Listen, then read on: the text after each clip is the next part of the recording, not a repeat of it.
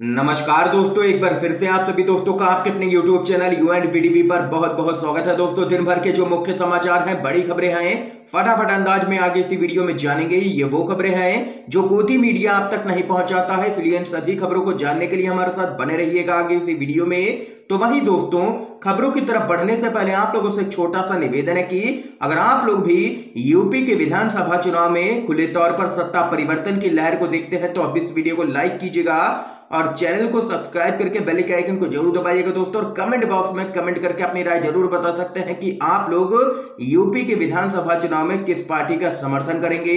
तो आइए दोस्तों, पहली बड़ी खबर आप लोगों को बताते चलें। यूपी के डिप्टी सीएम केशव प्रसाद मौर्य की बढ़ सकती है जल्द ही मुश्किलें। उत्तर प्रदेश के डिप्टी सीएम केशव प्रसाद मौर्य की फर्जी डिग्री मामले में प्रयागराज की एसीजेएम कोर्ट ने अपना फैसला यहां पर सुरक्षित रख लिया है। आप लोगों को बताते चलें, एसीजेएम नम्रता सिंह ने पिछली सुनवाई पर एसएचओ कैंट को पूरे मामले में प्रारंभिक जांच के आदेश दिए थे। कोर्ट ने 2 बिंदुओं पर एसएचओ कैंट से प्रारंभिक जांच कर 1 हफ्ते में रिपोर्ट मांगी थी, लेकिन एसएचओ कैंट ने कार्य की अधिकता का हवाला देते हुए प्रारंभिक जांच पूरी ना होने की कोर्ट को जानकारी दी और प्रारंभिक जांच पूरी करने के लिए 10 दिन की मोहलत मांगी। इस पर नाराजगी जताते हुए कोर्ट ने कड़ी फटकार लगाई है। दरअसल कोर्ट ने प्रियंका श्रीवास्तव बनाम स्टेट ऑफ यूपी के सुप्रीम कोर्ट के जिस फैसले के आधार पर प्रारंभिक जांच का आदेश दिया है, उस आदेश के मुताबिक प्रारंभिक जांच के लिए 7 दिन से ज्यादा की मोहलत नहीं दी जा सकती है। इस मामले में जल्द ही यहां पर कोर्ट अपना फैसला सुना सकती है और मुश्किलें बढ़ सकती है डिप्टी सीएम केशव प्रसाद मौर्य की फर्जी डिग्री के मामले में। एक और बड़ी खबर आ रही है सामने। केंद्रीय मंत्री का अपनी ही सरकार पर हमला, बोली राजनाथ सिंह ने किया था ओबीसी जनगणना का वादा, अब पूरा करने में दिक्कत क्या है। जातीय जनगणना को लेकर के भाजपा के कई अपने ही अब सरकार पर हमला बोल रहे हैं। एनडीए में शामिल अपना दल की मुखिया अनुप्रिया पटेल ने कहा है कि पिछड़ी जातियों की संख्या और आर्थिक स्थिति जान करके उनके विकास का काम किया जा सकता है। उन्होंने अलग से एक ओबीसी मंत्रालय की भी मांग की है। इसके साथ ही अनुप्रिया पटेल का कहना है कि आरक्षण के लिए ओबीसी की आय सीमा बढ़ाकर के 15 लाख रुपए कर देनी चाहिए। केंद्रीय मंत्री अनुप्रिया पटेल ने कहा है कि एनडीए और संसद में किए गए कई वादों के बाद वह सरकार पर जातीय जनगणना के लिए दबाव बना रही हैं। उन्होंने यह मुद्दा प्रधानमंत्री के सामने भी उठाया था। केंद्रीय मंत्री ने कहा है कि इस मामले में फैसला करने में देर करने की कोई भी वजह नहीं है। यहां पर मोदी सरकार को फैसला करना चाहिए। ये यहां पर अपनी ही सरकार को घेरा है केंद्रीय मंत्री अनुप्रिया पटेल ने। एक और बड़ी खबर जान लेते हैं। माननीयों के खिलाफ दर्ज केस की जांच में आखिर देरी क्यों, सुप्रीम कोर्ट ने ईडी सीबीआई को डांटा। आप लोगों को बताते चले, सुप्रीम कोर्ट ने प्रतिष्ठित जांच एजेंसी सीबीआई और ईडी को इस बात के लिए लताड़ लगाई है कि वे सांसदों विधायकों के खिलाफ दर्ज मुकदमों की जांच में इतना वक्त क्यों लगा रही है। सीजीआई एनवी रमन्ना ने जांच एजेंसियों से पूछा है कि वे कारण बताएं कि आखिर 10 से 15 सालों से मुकदमे क्यों लंबित हैं और इनमें चार्जशीट फाइल आखिर क्यों नहीं की गई है। अदालत ने आगे कहा है कि ईडी सिर्फ संपत्तियां जब्त करने का ही काम कर रही है और कुछ भी नहीं कर रही है एजेंसी। जस्टिस रमन्ना ने आगे कहा है कि इन एजेंसियों को इतना वक्त आखिर क्यों लग रहा है, इस बारे में कोई वजह भी नहीं बताई गई है। जस्टिस रमन्ना ने आगे कहा है कि इस तरह के मुकदमों को लटकाया नहीं जाना चाहिए। उन्होंने इस बात पर भी जोर दिया है कि जांच तेज गति से होनी चाहिए जिससे लोगों को यहां पर न्याय मिल सके। ये यहां पर दोस्तों देख सकते हैं कि एक बार फिर से सीबीआई और ईडी को निशाने पर ले लिया है सीजीआई एनवी रमन्ना ने और लगा दी है जबरदस्त फटकार। एक और बड़ी खबर आप लोगों को बताते चलें। अलग हो रहे हैं भाजपा और जेडीयू के रास्ते, उपेंद्र कुशवाहा बोले मांग पूरी नहीं हुई तो हो जाएगा मतभेद। आप लोगों को बताते चलें, जातिगत मतगणना को लेकर के इन दिनों नीतीश कुमार और तेजस्वी यादव एक साथ आवाज उठा रहे हैं। अभी हाल ही में इस मुद्दे को लेकर के प्रधानमंत्री नरेंद्र मोदी से एक साथ मिले भी थे ये दोनों नेता। इसके साथ ही वह साथ में मीडिया के सामने भी आए थे। उनके बयानों से भी कयास लगाए जा रहे हैं कि जनगणना के मुद्दे पर वे काफी करीब आए हैं। पीएम मोदी से मुलाकात के बाद नीतीश कुमार ने तेजस्वी यादव की तारीफ की तो वहीं तेजस्वी यादव ने भी गर्मजोशी से उन्हें धन्यवाद दिया। और इन सारी बातों से भाजपा की घबराहट और भी बढ़ गई है और वो खुद को यहां पर बैक फुट पर देख रही है इस पूरे मुद्दे पर। अब जेडीयू के वरिष्ठ नेता और पूर्व केंद्रीय मंत्री उपेंद्र कुशवाहा का कहना है कि अगर एनडीए में जेडीयू की बातें नहीं मानी जाती हैं तो मतभेद यहां पर और भी बढ़ सकता है। देख सकते हैं कि रास्ते अलग होते हुए नजर आ रहे हैं भाजपा और जेडीयू के, और जेडीयू आरजेडी में यहां पर काफी गुफ्तगू चल रही है। अंदर खाने से ऐसी खबरें सामने निकल के आ रही हैं। एक और अपडेट आ रही है सामने।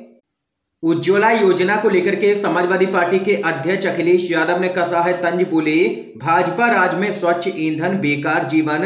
सपा के अध्यक्ष अखिलेश यादव ने कहा है कि अब उज्ज्वला योजना 2.0 के जरिए भाजपा जनता को चलने का षड्यंत्र रच रही है। भाजपा की ओर से स्वच्छ ईंधन बेहतर जीवन का नारा दिया जा रहा है, लेकिन हकीकत यह है कि यह योजना महंगा ईंधन बेकार जीवन में बदल चुकी है। उन्होंने कहा है कि उज्ज्वला का सिलेंडर महज 100 पीस से ज्यादा कुछ भी नहीं है।